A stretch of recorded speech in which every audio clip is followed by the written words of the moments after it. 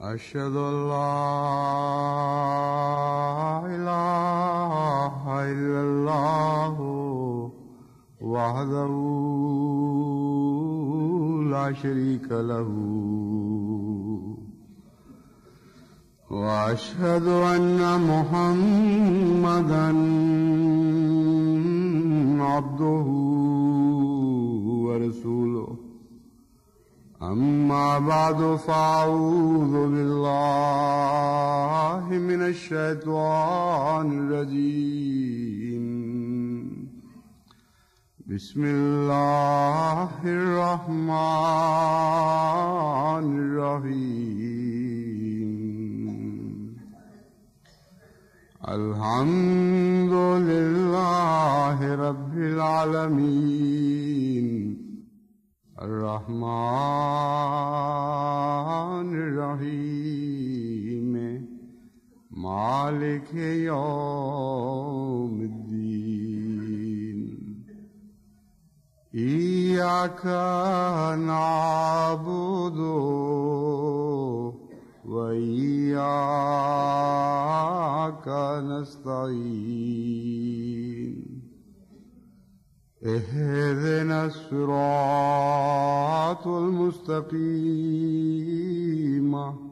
صراط الذين أنعمت عليهم غير المغضوب عليهم ولا الضالين وهو الذي يقبل التوبة عن عباده ويعفو عن السيئات ويعلم ما تفعلون.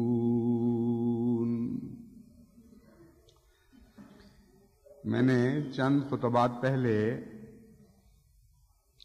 ایک سلسلے کا آغاز کیا تھا کہ صفات باری تعالیٰ کو ملحوظ رکھتے ہوئے جماعت احمدیہ میں ایک ایک خلق کی خصوصیت کے ساتھ تعلیم دوں. اس سلسلے کا آغاز میں نے امانت سے کیا تھا.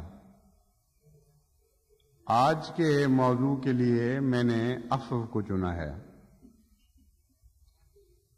اللہ تعالیٰ کے ناموں میں سے ایک نام عفو ہے. چنانچہ قرآن کریم میں اللہ تعالیٰ فرماتا ہے ان اللہ کانا عفوا غفورا. اللہ تعالیٰ بہت بخشنے والا، عفوا کہتے ہیں درگزر کرنے والے کو. غفور تو ہے بخشنے والا، عفوا کا معنی ہے درگزر کرنے والا ہے.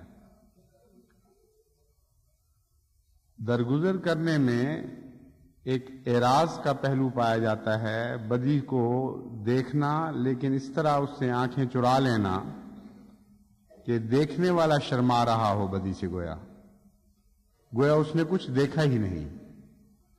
چنانچہ عفا کا معنی ہے صاف کر دینا، چٹیل چھوڑ دینا. ایسی زمین کو بھی عفو کہتے ہیں جہاں کچھ کاشت نہ کیا گیا ہو، خالی پڑی ہوئی ہو. اور صفا بھی ہے مٹانے کا نام. عفو اور صفا دونوں ملتے جلتی صفات ہیں. تو عفو کہتے ہیں ایسی ذات کو جو بدی دیکھتی بھی ہے لیکن اس سے نظریں پھیر لیتی ہے، سلوک ایسا فرماتی ہے جیسے بدی ہوئی نہیں. اور غفور میں اس سے اگلا قدم ہے، یعنی ایک انسان نے بدی کی اور اس حد تک بڑھ گیا کہ وہ سزا کے نیچے آ گیا اور سزا دینے والے نے سزا کا فیصلہ کر لیا. پھر وہ خدا اپنے رب کی طرف یا جس نے بھی سزا اس کو دینی تھی اس کی طرف متوجہ ہوا، اس سے معافی مانگی، گریہ وزاری کی.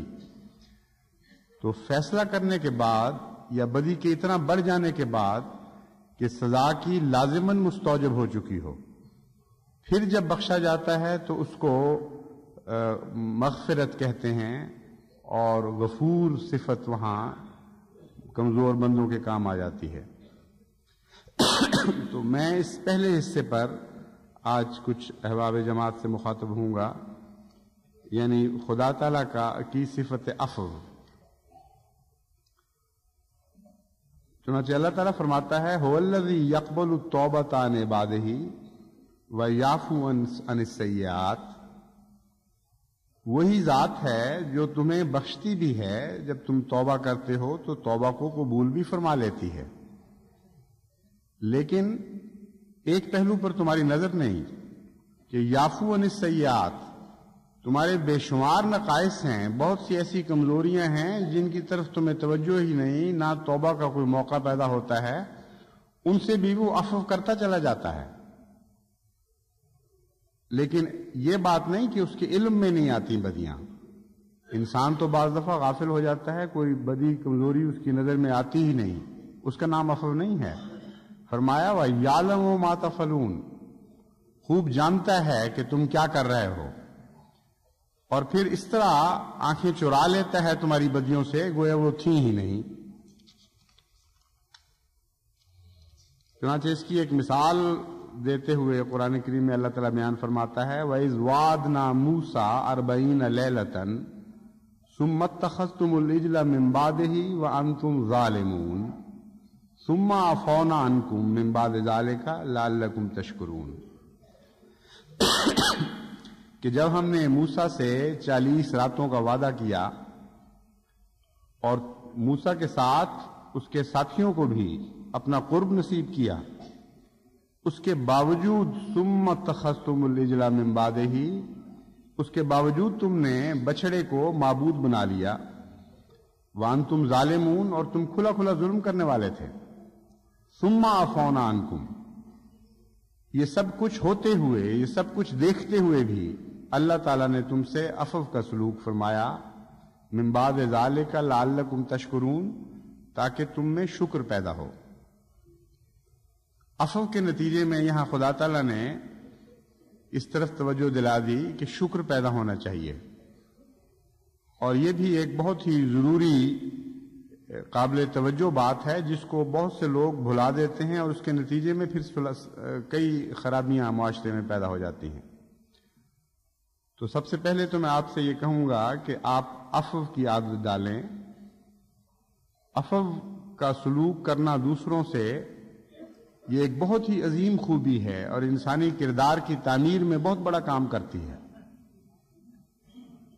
بدیوں کی موجودگی میں یہ بحث کیے بغیر کہ بدی تھی یا نہیں، جہاں تک ممکن ہو، جہاں تک انسانی ذہن یہ فیصلہ کرے کہ اگر میں معاف کروں گا، عفو سے کام لوں گا، تو بدی سر نہیں اٹھائے گی، بلکہ اس کے نتیجے میں شکر پیدا ہوگا اور اصلاح ہوگی۔ یہ دو ہیں نتائج جو قرآن کریم سے معلوم ہوتے ہیں کہ عفو کے نتیجے میں پیدا ہونے چاہیے۔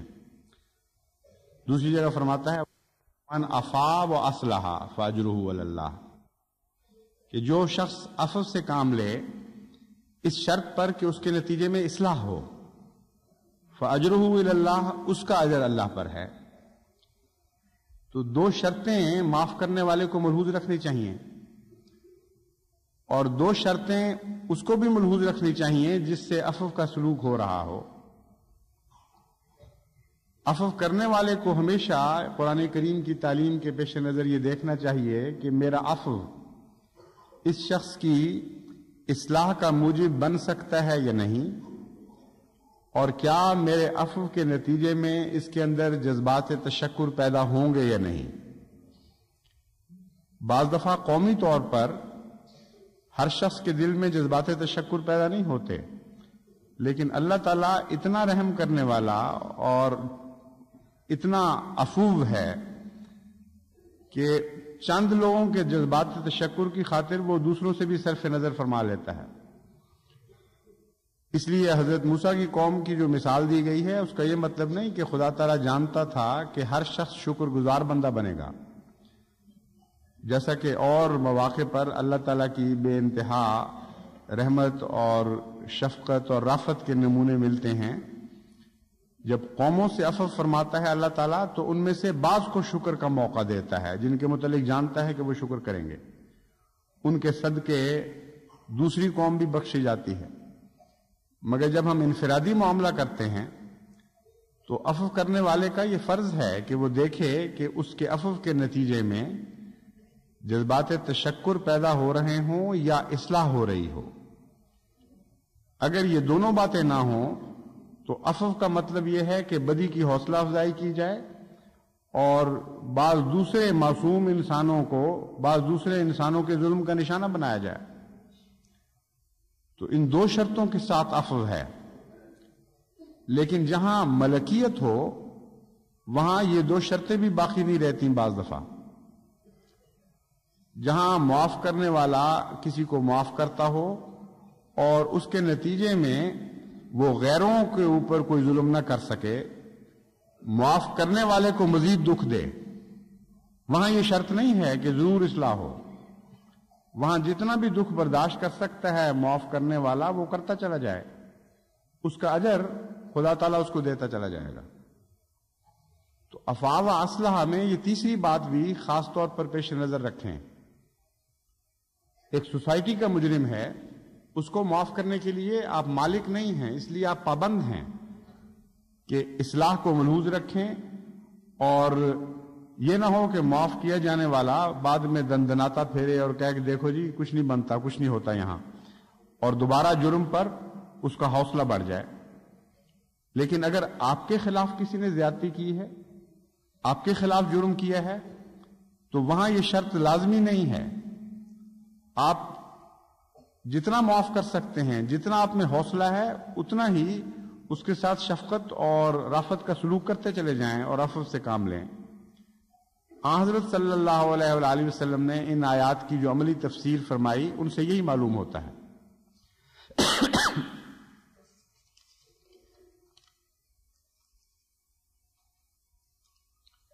چنانچہ قرآن کریم میں اللہ تعالیٰ فرماتا ہے کہ دنیا میں جتنی مصیبتیں ہیں ان کا ایک بہت بڑا حصہ عفو کی کمی کی وجہ سے ہے، اور جرائم کی حوصلہ افزائی کے نتیجے میں مصیبتیں پھیلتی ہیں۔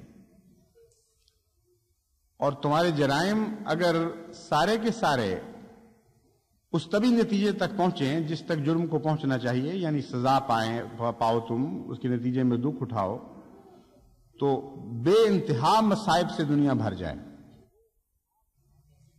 یہ اللہ تعالیٰ کا عفو ہے کہ تم میں تمہارے بہت سے جرائم ایسے ہیں جن سے وہ صرف نظر فرماتا چلا جاتا ہے، اور تم ان کا لازمی طبی نتیجہ نہیں دیکھتے، اپنے جرموں کی سزا سے بچ جاتے ہو، اور اس کے نتیجے میں سوسائٹی میں اتنے دکھ نہیں ہیں جتنے تمہیں نظر آ رہے ہیں۔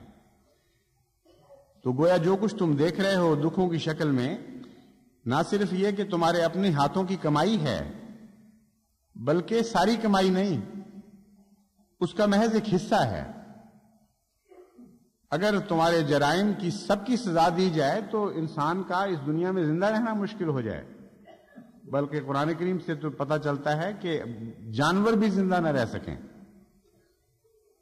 دابہ بھی اس دنیا سے مٹا دیے جائیں اگر انسان کے جرائم کو دیکھا جائے، کیونکہ دابہ تو انسان کی خاطر پیدا کیے گئے ہیں۔ اگر انسان نے ہی زندہ رہنے کا حق چھوڑ دیا تو اس کی خاطر جو چیزیں پیدا کی گئی ہیں ان کا زندہ رہنے کا بھی کوئی جواز باقی نہیں رہتا۔ لیکن بعض لوگ عفو نہیں کر سکتے، اور ان کو عفو پہ مجبور بھی نہیں کیا جا سکتا۔ یہ اتنی عظیم الشان عدل کی تعلیم ہے کہ اگر اس کو رائج کیا جائے دنیا میں تو دنیا کے اکثر مصائب محض اسی تعلیم پر عمل پیرا ہونے کے نتیجے میں ختم ہو سکتے ہیں۔ فرماتا ہے عفو جو ہے یہ احسان کے ساتھ تعلق رکھنے والا جذبہ ہے، یہ لازمی نہیں ہے۔ اس لیے اگر تم عفو نہیں کر سکتے اور لازماً سزا دینا چاہتے ہو کسی کو، تو پھر صرف یہ شرط ہے کہ جتنا جرم ہو، جتنی بدی کی گئی ہو، اتنا ہی تم نے بدلہ لینا ہے، اس سے آگے ایک قدم بھی تمہیں جانے کی اجازت نہیں۔ یہ وہ عظیم الشان اسلامی تعلیم ہے جس کو اگر آج دنیا میں نافذ کیا جائے تو یہ جو خطرات کے محیط بادل چھائے ہوئے ہیں اور کڑکنے بھی لگے ہیں، اب ان کی گرجیں سنائی دینے لگی ہیں، یہ سارے باطل کافور ہو سکتے ہیں، کیونکہ جیسا کہ میں نے پہلے بھی ایک دفعہ بتایا تھا، دنیا میں جتنی جنگیں ہیں جو ہو چکی، ان سب کے پس منظر میں بعض اسلامی تعلیمات کو بھلا دینا آپ کو دکھائی دے رہا ہوگا۔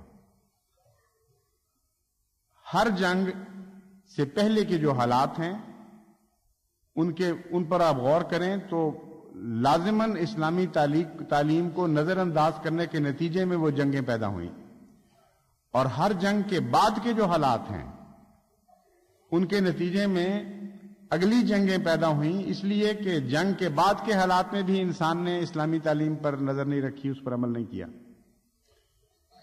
چنانچہ جزاؤ سیئۃ سیئۃ مثلھا میں خدا تعالیٰ نے نہ فرد کو اجازت دی نہ قوم کو اجازت دی کہ اگر تم سے بدی کی جاتی ہے تو اس سے بڑھ کر تم بدلہ لو۔ صرف ایک ایسی چیز ہے جو بدلہ لینے والوں کو مجبور کر دیا کرتی ہے قومی لحاظ سے کہ بدی سے بڑھ کر وہ بدلہ لیں، اور وہ عام بعض دفعہ انفرادی طور پر بھی ہمیں دکھائی دیتی ہے۔ بعض لوگ تو ویسے ہی منتقم اور مغلوب الغضب ہوتے ہیں، میں ان کی بات نہیں کر رہا۔ عام درمیانی انسانی فطرت رکھنے والے لوگوں سے متعلق آپ غور کر کے دیکھیں کہ جب وہ بدی کا بدلہ لیتے ہیں اور زیادتی کرتے ہیں تو اس کے پیچھے ایک محرک ہوتا ہے، اور یہی محرک جو ہے وہ قوموں کو بھی بدی سے بڑھ کر بدلہ لینے پر مجبور کر دیتا ہے۔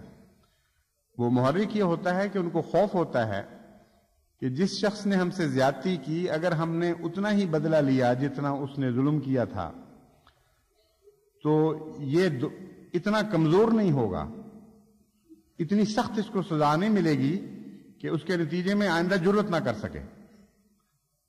تو وہ توڑنا چاہتے ہیں بد کی طاقت کو، باوجود اس کے کہ اس نے ظلم تھوڑا کیا ہے۔ وہ سمجھتے ہیں کہ اس کے اندر سے آئندہ بدی کی طاقت چھین لی جائے، یعنی اس کو اتنا کمزور اور بیکار کر دیا جائے کہ پھر یہ اٹھ نہ سکے۔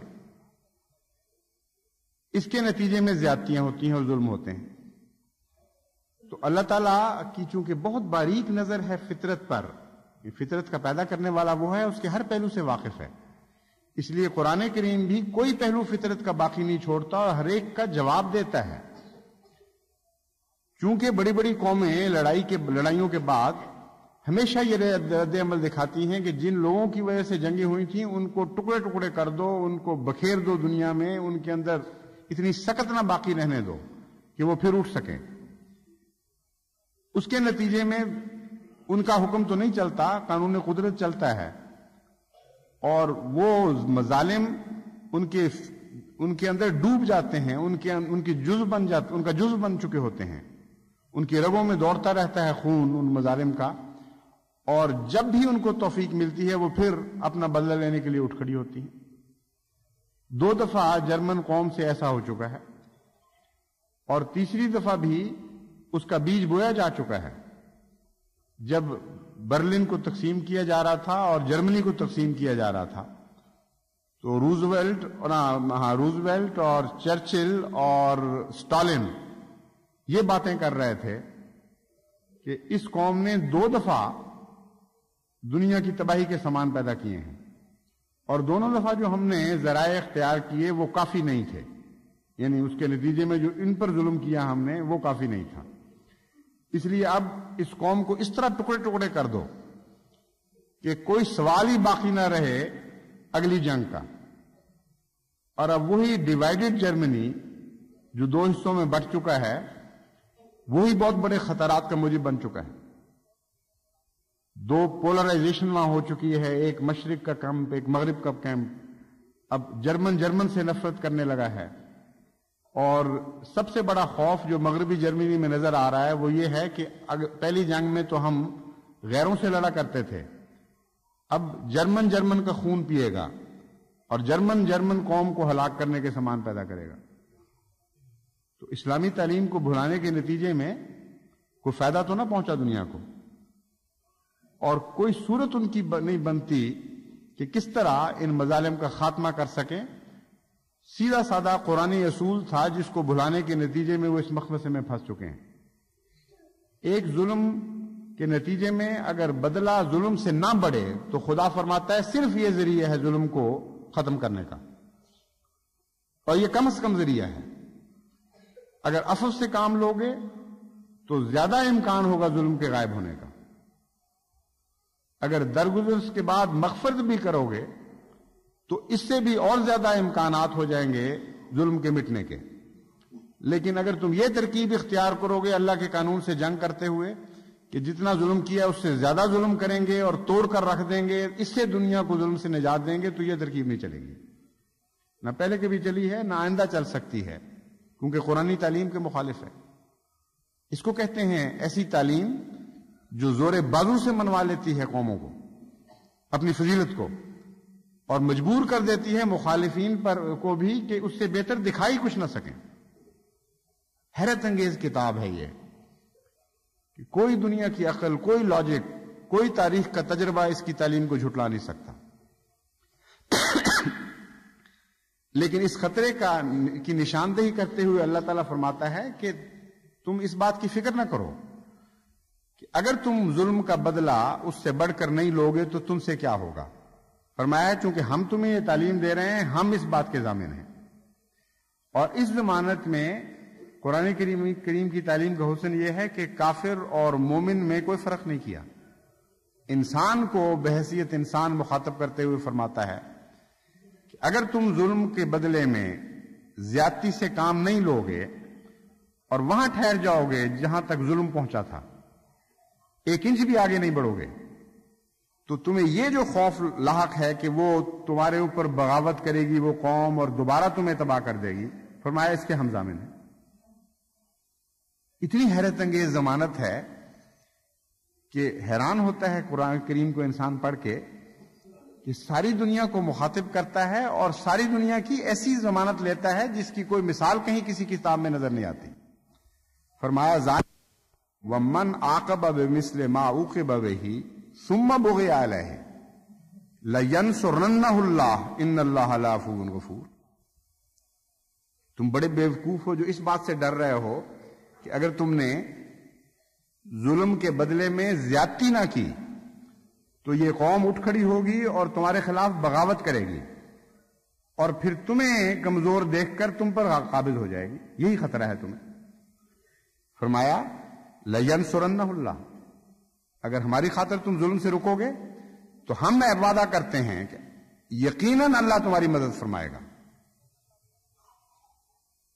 اور یاد رکھو کہ یہ تو ادنا سی بات ہے جس کی توقع تم سے رکھتا ہے اللہ تعالیٰ، ان اللہ لعفو غفور، خدا تو عفو کرنے والا ہے اور عفو کے بعد بخشش بھی کرنے والا ہے۔ یعنی صرف نظر کے بعد جو گناہ بچ جاتے ہیں ایسے کہ ان کی سزا دینی پڑتی ہے عام حالات میں یا سزا کا فیصلہ کر لیا جاتا ہے، ان سے بھی وہ بخشتا ہے۔ تو اگر دنیا میں سچا امن قائم کرنا چاہتے ہو تو لازماً ان تین چیزوں کو اختیار کرنا پڑے گا۔ سب سے پہلے سزا سے بڑھ کر، جرم سے بڑھ کر سزا نہ دینا۔ دوسرا عفو کرنا، یعنی جرائم دیکھنا اور آنکھیں پھیر لینا گویا وہ تھے ہی نہیں۔ اور تیسرا، جرائم اگر بڑھ چکے ہوں اور انسان مرتکب ہو چکا ہو اور سزا کا حق رکھتا ہو، پھر بھی اس سے بخشش کا سلوک کرنا۔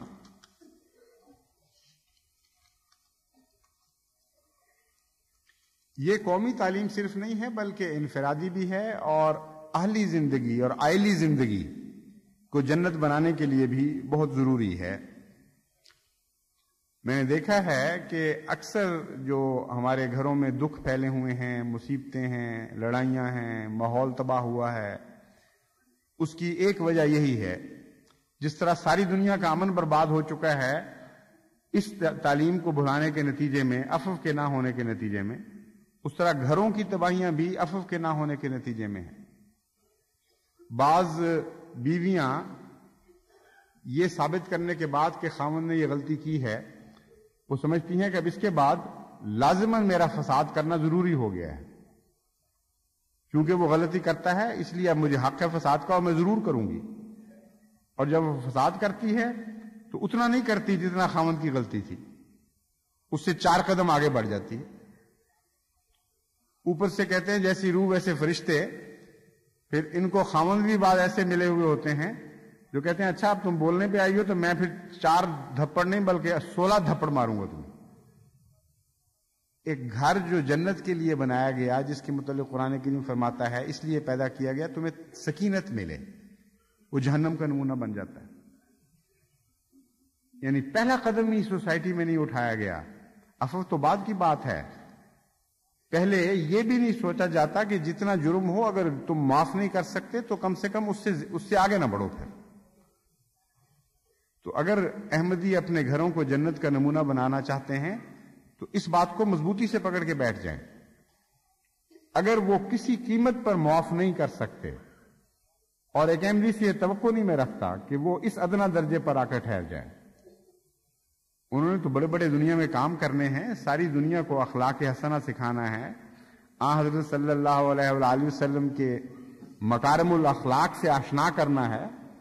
یہ کوئی رتبہ ہے ان کا کہ وہ چھوٹی سے چھوٹی بات پر جس کو قرآن کراہت کے ساتھ قبول کر رہا ہے اس پر اٹک کر بیٹھ جائیں کہ جی ہمارے لیے یہی کافی ہے. ان کے متعلق تو میں یہی کہہ سکتا ہوں کہ ایک موقع پر حضرت صلی اللہ علیہ وآلہ وسلم کی خدمت میں ایک ایسا شخص حاضر ہوا جس کا کوئی عزیز قتل ہو گیا تھا، وہ اس کا ولی تھا. حضرت صلی اللہ علیہ وآلہ وسلم نے فرمایا اس کو معاف کر دو. اس نے کہا میں معاف نہیں کر سکتا. آپ نے فرمایا دیت لے لو. اس نے کہا یا رسول اللہ میں یہ بھی نہیں کر سکتا. آپ نے پھر اس کو نصیحت فرمائی، پھر اس نے اعراض کیا. آپ نے کہا اچھا ٹھیک ہے پھر تم اپنا بدلہ لو. اور بعد میں آپ نے فرمایا کہ اس شخص کے ساتھ وہی سلوک کیا جائے گا جو یہ کر رہا ہے. یعنی خدا تعالیٰ کے عفو سے اپنے آپ کو محروم کر بیٹھا ہے یہ شخص. وہ بڑے زور شور سے بدلہ لینے جا رہا تھا، پیچھے سے ایک صحابی دوڑا اور اس نے کہا کہ سنا تم نے رسول کریم صلی اللہ علیہ وآلہ وسلم نے تمہارے متعلق کیا کہا ہے؟ اس نے کہا نہیں. انہوں نے کہا یہ فرمایا ہے. اس نے کہا اگر یہ فرمایا ہے تو میں اپنا بدلہ نہیں لیتا، میں باز آتا ہوں. تو یہ ہے حضرت صلی اللہ علیہ وآلہ وسلم کی توقع اپنی امت سے. یہ خیال غلط ہے کہ یہ مسلمانوں کے لیے تعلیم ہے. میرا نظریہ یہ ہے کہ چونکہ سارے عالم کے قرآن کریم مخاطب کرتا ہے اور بنی نوع انسان اس کے کم از کم مخاطب ہیں، اس لیے قرآن کریم ہر قسم کی تعلیم اپنے اندر رکھتا ہے. اور یہ عام بنی نوع انسان سے توقع ہے کہ کم از کم اتنا تو کریں. اگر وہ انسانیت کو دکھوں سے بچانا چاہتے ہیں تو کم از کم اتنا تو کریں کہ جب بدلہ لیں تو اتنا ہی لیں جتنا کہ قصور کیا گیا تھا، اس سے آگے نہ بڑھیں. لیکن امت محمدیہ کی یہ شان نہیں ہے. ہاں اگر وہ اتنا ہی کریں تو اس پر کسی کو طعنہ زنی کا حق نہیں رہے گا، یہ الگ بات ہے.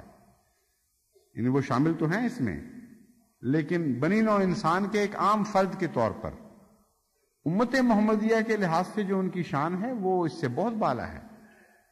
وہ تو حضرت اقدس محمد مصطفیٰ صلی اللہ علیہ وآلہ وسلم کے نمونے ہی ہیں. آپ نے ان آیات کو جو سمجھا اس کے بعد اپنی زندگی میں جو عملی تفسیر فرمائی، ہمارے لیے تو وہی ہے. تو بہرحال ایسے لوگ بھی ہیں جو گھروں کو جنت کی بجائے جہنم میں بدلتے ہیں، معاف نہیں کر سکتے. لیکن کم از کم انسان تو بنے. قرآن جو انسانیت کے متعلق ادنا توقع رکھتا ہے وہ تو دکھائیں. اگر وہ معاف نہیں کر سکتے تو پھر جتنا جرم ہے اس سے آگے نہ بڑھیں. لیکن افسوس ہے کہ بہت سی خرابیاں اس وجہ سے ہیں کہ بدلہ بھی لیتے ہیں اور پھر ظلم کرتے ہیں بدلے کے وقت. بعض لوگ کہتے ہیں جی ہمارے بیوی اور بچوں نے ظلم کیے ہیں اور یہ حرکتیں کرتے ہیں. اللہ تعالیٰ فرماتا ہے ٹھیک ہے ہمیں علم ہے کہ تمہاری بیویوں میں سے، تمہاری اولادوں میں سے تمہارے دشمن بھی ہیں. یعنی عام کمزوریاں تو الگ ہے، خدا کے علم میں ہے کہ تمہارے سے دشمنی کرنے والے تمہارے گھروں میں موجود ہوتے ہیں. بعض دفعہ بدنیتی کے ساتھ بھی تمہیں نقصان پہنچاتے ہیں، یا بعض دفعہ ان معنوں میں دشمن بن جاتے ہیں کہ تمہاری محبت ان کو بگاڑ دیتی ہے اور پھر وہ عملاً تم سے دشمنی کر رہے ہوتے ہیں. جب بدیاں کرتے ہیں تم ان میں ذمہ دار ہو جاتے ہو. بہرحال اس کے کئی معنی ہیں، لیکن اللہ تعالیٰ فرماتا ہے اس کے باوجود ہم تمہیں یہ تعلیم دیتے ہیں. اپنے خامدوں کے جرائم دیکھو، اپنی بیویوں کے جرائم دیکھو، اپنی اولاد کی غفلتیں اور کوتاہیاں دیکھو، پھر بھی وَإِن تَعْفُوا وَتَصْفَحُوا وَتَغْفِرُوا فَإِنَّ اللَّهَ غَفُورٌ رَحِيمٌ. پوری آیت یہ ہے یا ایھا الذین آمنوا ان من ازواجکم واولادکم عدو لکم فاحذروہم وان تعفوا وتصفحوا وتغفروا فإن اللہ غفور رحیم. کہ اے لوگو، اللہ جانتا ہے کہ تمہاری بیویوں میں سے یا خامدوں میں سے اور تمہاری اولاد میں سے تمہارے دشمن بھی ہیں، ان سے بچو. اتنا تو تمہیں حق ہے کہ ان کی بدیوں سے یا ان کے بد افعال کے بد نتائج سے بچنے کی کوشش کرو. لیکن یہ کہ پھر معاف نہیں کرنا، ان کو مارنا کوٹنا ہے، ان سے بدلے اتارنے ہیں یا مظالم کرنے ہیں، اس کی خدا تمہیں اجازت نہیں دیتا. وَإِن تَعْفُوا، پہلی بات یہ فرماتا ہے اللہ تعالیٰ کہ تم عفو سے کام لو اور اس طرح رہو گویا بہت سی بدیاں تم دیکھ ہی نہیں رہے. وَتَصْفَحُوا، صفا اس سے اگلا مقام ہے. صفا اس طرح اڑا دینے کا نام ہے ایک چیز کو کہ کوئی نشان بھی اس کا باقی نہ رہے. تو اللہ تعالیٰ فرماتا ہے کہ تصفحوا، صفا سے بھی کام لو. اور اس میں ایک خوشخبری بھی دی گئی ہے کہ عفو کے نتیجے میں صفا پیدا ہو جاتی ہے.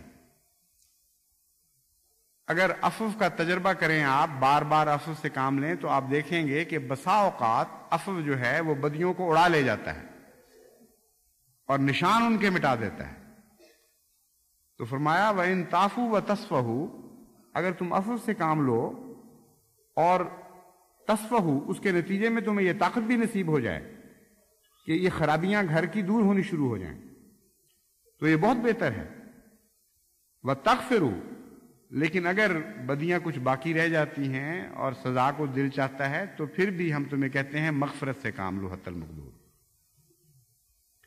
کیوں؟ اس لیے کہ ان اللہ غفور الرحیم، کہ اللہ صرف عفو کرنے والا نہیں ہے بلکہ بے حد مغفرت کرنے والا ہے اور بہت ہی رحم کرنے والا ہے. آن حضرت صلی اللہ علیہ وآلہ وسلم کو اللہ تعالیٰ نے مخاطب کر کے فرمایا خذ العفو وامر بالعرف وعارض عن الجاہلین. آن حضرت تو مجسم عفو تھے، خدا کی صفات میں رنگین تھے، پھر آپ کو یہ حکم کیوں دیا گیا ہے؟ بظاہر یہ عجیب بات لگتی ہے، لیکن اصل بات یہ ہے کہ بعض احکامات آن حضرت صلی اللہ علیہ وآلہ وسلم کو مخاطب کر کے دیے جاتے ہیں اور ساری قوم مراد ہوتی ہے، کیونکہ آن حضرت صلی اللہ علیہ وآلہ وسلم پر سب کی نظر ہے، آپ سے بے انتہا محبت ہے. اس لیے اللہ تعالیٰ آپ کو حکم دیتا ہے کہ جو بندہ مجھے سب سے پیارا ہے اس سے میں کیا توقع رکھ رہا ہوں. اور اس طرح قوم کو ایک تلقین تحریض کی جاتی ہے نیکیوں کی. تو یہ مراد نہیں تھی کہ آن حضرت صلی اللہ علیہ وآلہ وسلم کو ضرورت تھی، آپ تو نبوت سے پہلے ہی بے حد عفو کرنے والے تھے.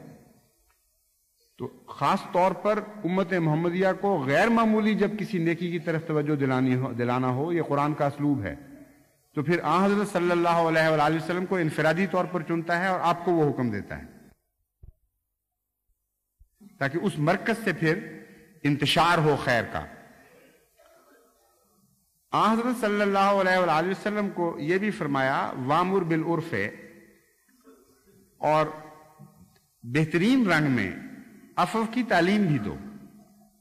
عرف اس نیکی کو بھی کہتے ہیں جو معروف ہو، عام دنیا میں رائج ہو، اور اس نیکی کو بھی کہتے ہیں جو نیکیوں میں بھی ایک نمایاں شان رکھتی ہو. تو چونکہ عفو کا ذکر فرمایا ہے اس لیے اول معنی اس کا یہ ہوگا وامر بالعرف، کہ عفو کے معاملے میں بہترین تعلیم دو بنی نوع انسان کو. اس ضمن میں چند احادیث میں آپ کے سامنے رکھتا ہوں کہ حضور اکرم صلی اللہ علیہ وآلہ وسلم نے اس پر کیسے عمل فرمایا اور کس رنگ میں تعلیم دی. ایک مرتبہ حضور صلی اللہ علیہ وآلہ وسلم نے تحریک فرمائی کہ صدقہ دو، یعنی اللہ کی راہ میں خرچ کرو۔ کچھ لوگ سونا لائے، کچھ چاندی لائے، کچھ غلہ لائے، کچھ کھجور لے آئے۔ ایک شخص کے پاس اور کچھ نہیں تھا، کھجور کے چھلکے ہی اٹھا لایا کہ یا رسول اللہ میرے پاس تو یہی ہے، میں یہ حاضر کر دیتا ہوں۔ ایک شخص آیا اور عرض کیا کہ میرے پاس تو یا رسول اللہ کچھ بھی نہیں ہے، لیکن میں اپنی آبرو صدقے میں پیش کر دیتا ہوں۔ اگر کوئی مجھ سے زیادتی کرے گا، مجھے برا بلا کہے گا تو میں اس سے غصہ نہیں ہوں گا۔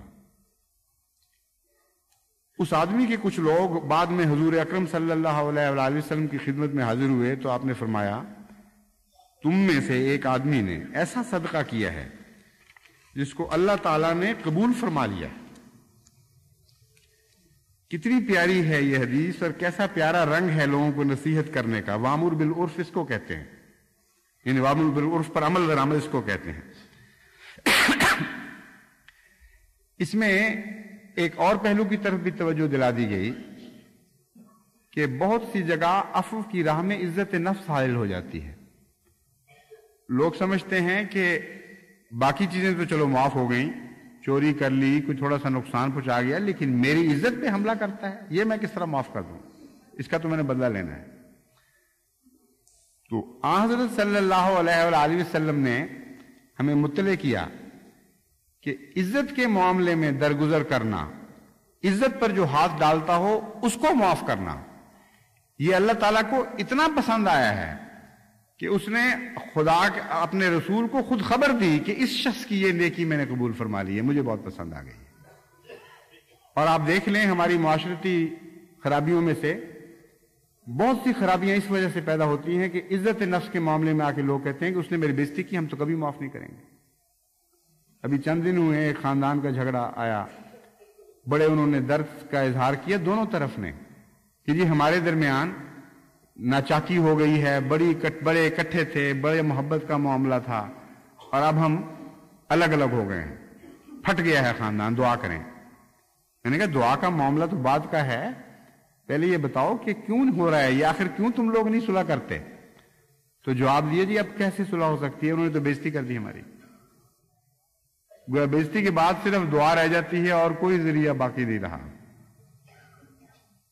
حالانکہ دعا کی قبولیت کا اصول یہ ہے کہ جس صفت میں آپ اللہ کے مشابہ ہوں گے اس معاملے میں آپ کی دعائیں قبول ہوں گی۔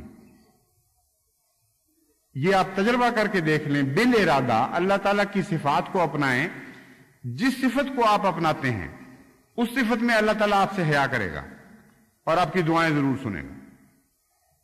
جو لوگ رب بنتے ہیں، لوگوں کے ربوبیت اختیار کرتے ہیں، وہ جب دعا کرتے ہیں اے خدا ہم مصیبت پڑ گئی ہے، ضرورت مند ہو گئے، ہماری مدد فرما، ہو کیسے سکتا ہے کہ اللہ نہ سنے؟ وہ تو ان کے کہے بغیر بھی سننے لگ جاتا ہے۔ ایسا پیار کا سلوک ان سے فرماتا ہے کہ جو دوسروں کی ضرورتیں پوری کر رہے ہوتے ہیں ان کی ضرورت میں خود لگ جاتا ہے۔ تو ہر صفت کے متعلق یاد رکھیں، جو کچھ آپ اپنے رب سے توقع رکھتے ہیں، آپ کی دعا میں سنجیدگی اور سچائی پیدا نہیں ہو سکتی جب تک ویسا بننے کی کوشش نہ کریں۔ آپ تو لوگوں سے اس قدر رعونت کا سلوک کریں کہ اس نے ہماری عزت پہ ہاتھ ڈال دیا ہے اس لیے ہم اس کو معافی نہیں کر سکتے اب کبھی، اس نے گھر نہیں بلایا، اس نے فلاں وقت دعوت نہیں دی۔ یعنی ایسے ایسے بھی مقدمات آئے ہیں کہ میاں بیوی کی آپس میں ناچاکی اور پھر میاں بیوی کی خاندان کی دوسرے خاندان سے ناچاکی اور کئی کئی سال تک پھٹ گئے ہیں دل اور ایک دوسرے سے ملنا جلنا بند ہو گیا، اس لیے کہ بیوی کے ماں باپ نے اپنے فلاں عزیز کی شادی پر زبانی پیغام بھیج دیا تھا کہ آ جانا، کارڈ نہیں بھیجا یا الگ رکا لکھ کے نہیں بھیجا۔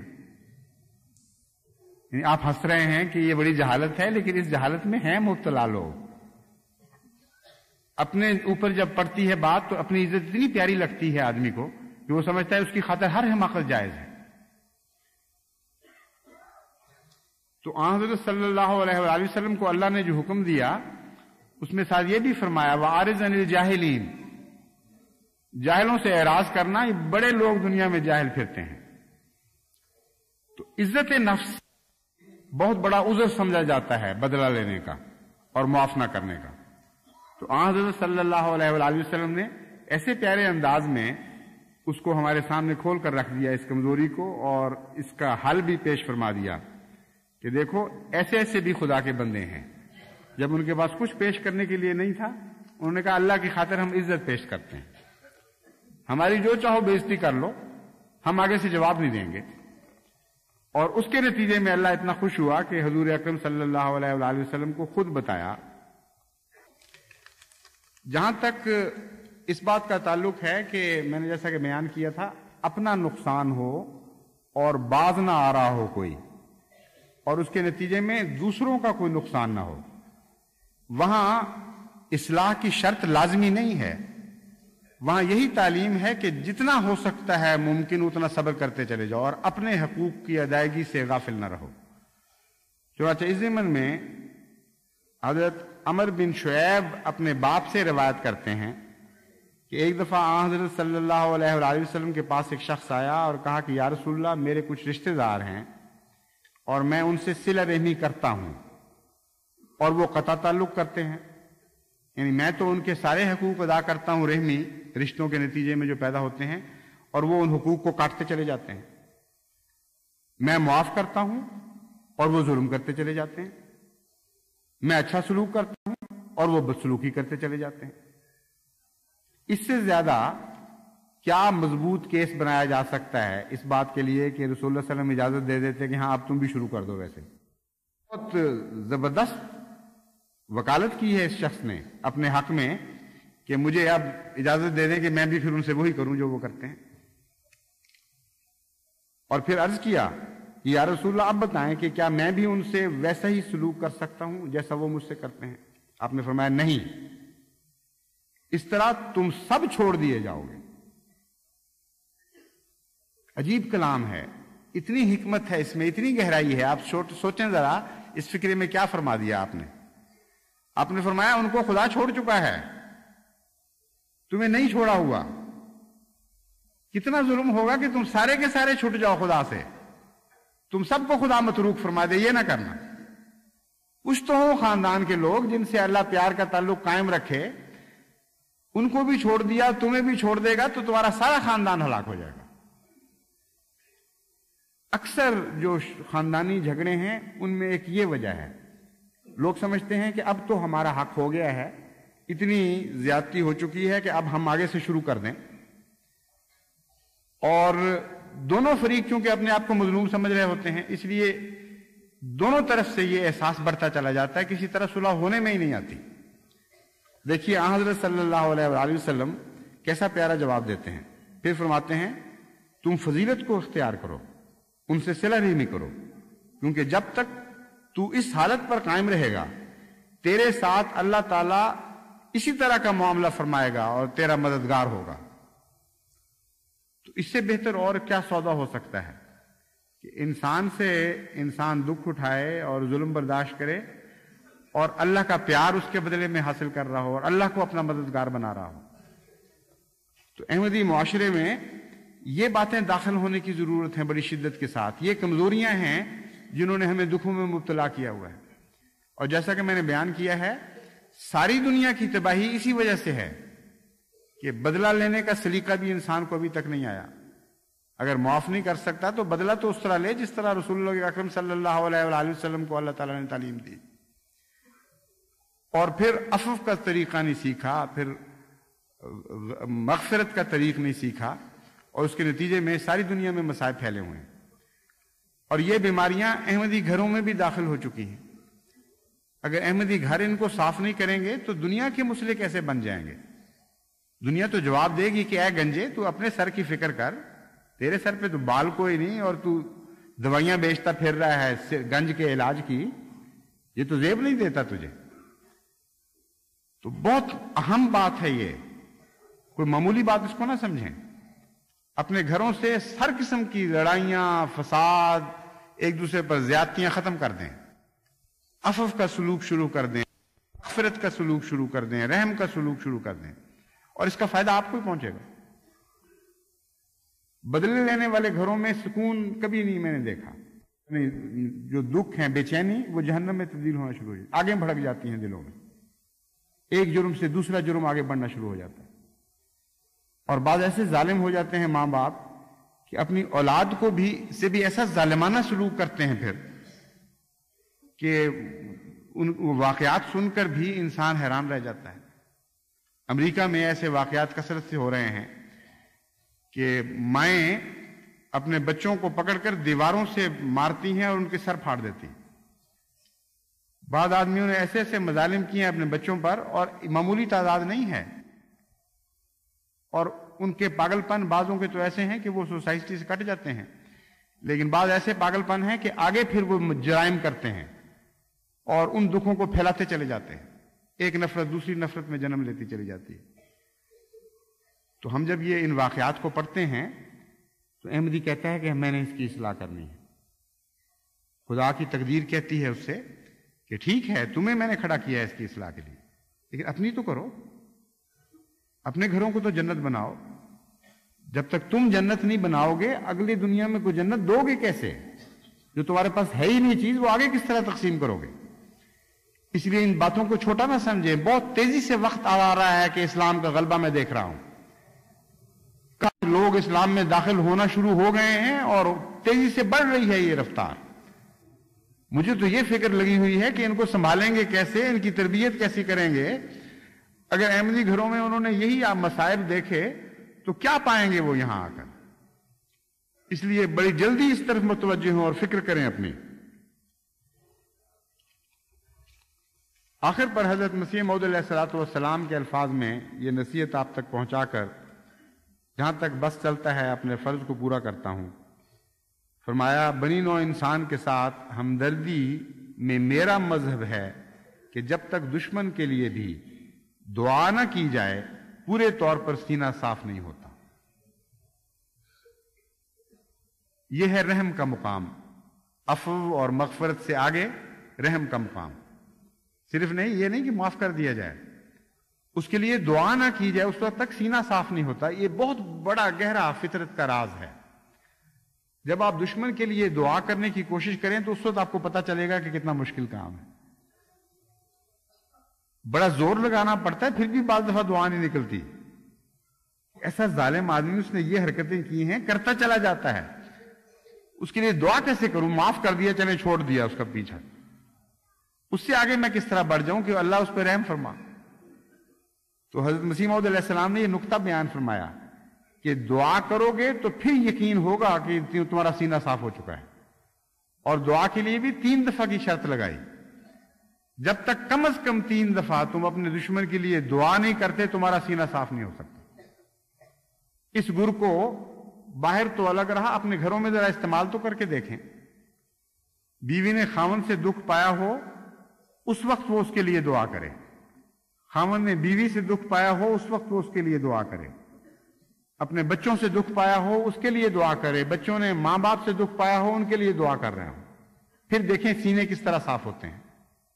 یہ عارف باللہ کا کلام ہے، کسی عام انسان کا کلام نہیں ہے. ایک صاحب تجربہ کا کلام ہے جس کو خدا نے اس زمانے کے لیے معمور بنایا تھا. وہ ان تجربوں سے گزرا ہے اور پھر یہ موتی نچھاور کر رہا ہے ہمارے اوپر. اس لیے بڑی قدر کے ساتھ ان کو پکڑیں. فرماتے ہیں جب تک دشمن کے لیے بھی دعا نہ کی جائے پورے طور پر سینہ صاف نہیں ہوتا. حضرت عمر اسی سے مسلمان ہوئے کہ حضرت صلی اللہ علیہ وآلہ وسلم آپ کے لیے اکثر دعا کیا کرتے تھے. اس کو کہتے ہیں عارف باللہ کا کلام.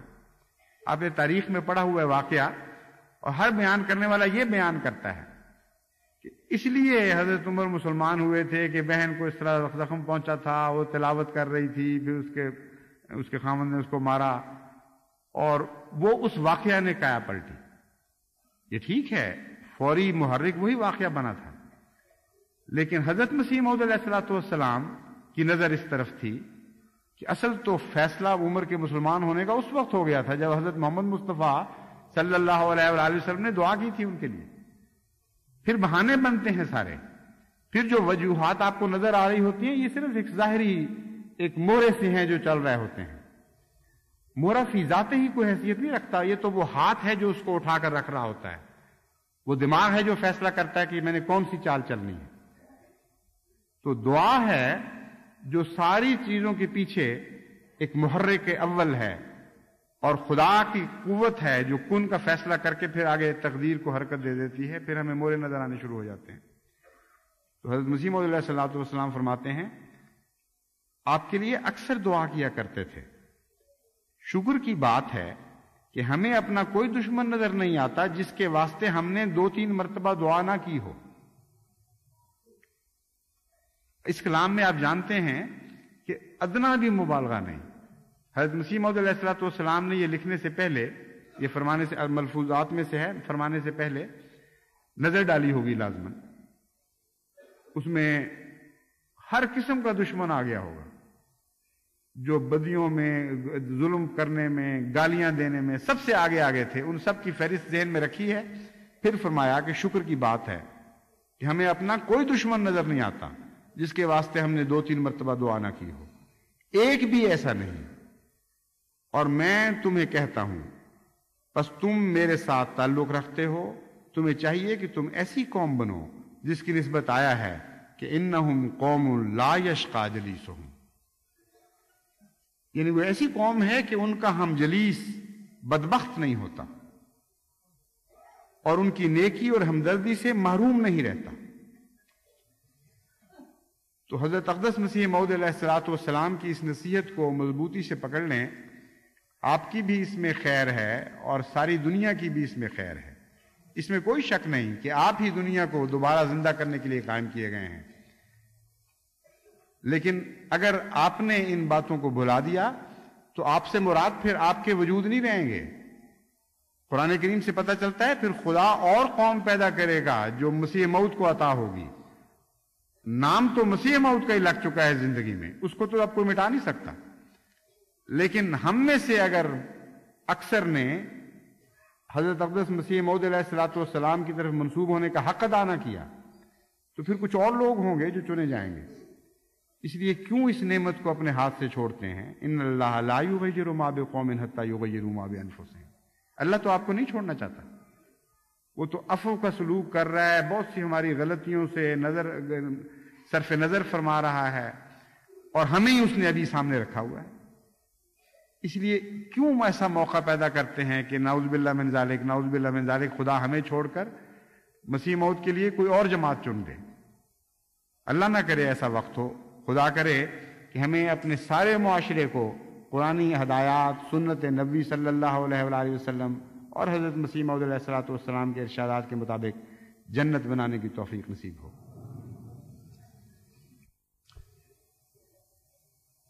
الحمدللہ نحمدہ ونستعینہ ونستغفرہ ونؤمن بہ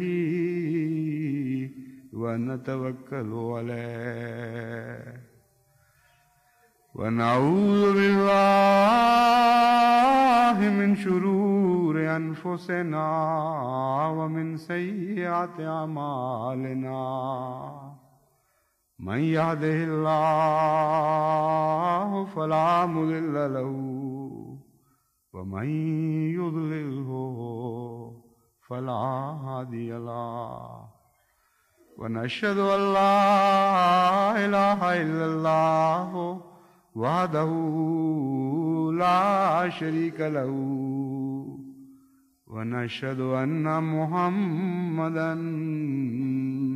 عبدہ ورسولہ۔